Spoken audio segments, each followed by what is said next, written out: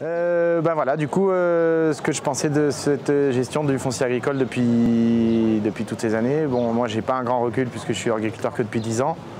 Je pense qu'à l'époque du remembrement, c'était une bonne idée de faire une grande terre avec plusieurs petites, mais ça c'était aussi l'époque où il y avait beaucoup d'agriculteurs. Et les temps ont changé, les exploitations se sont forcément agrandies et se sont raréfiées.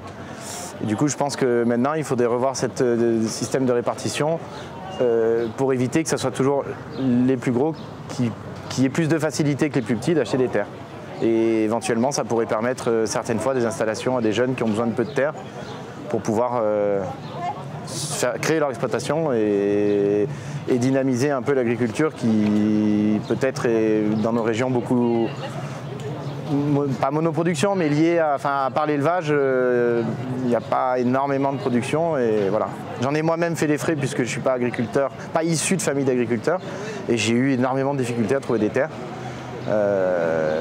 J'ai réussi, mais ça n'a pas été facile et j'ai voulu m'agrandir dernièrement dans les terres qui étaient juste à côté de chez moi et j'ai pas pu, de par le fonctionnement du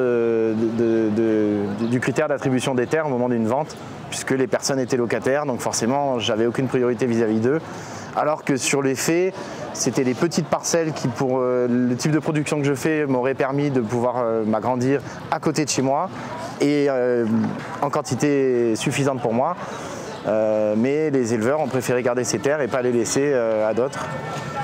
Alors qu'au final, eux, une terre de 3000 m² pour faire du foin, c'est quand même pas ce qui est hyper productif et qui rapportera beaucoup pour son exploitation. Voilà.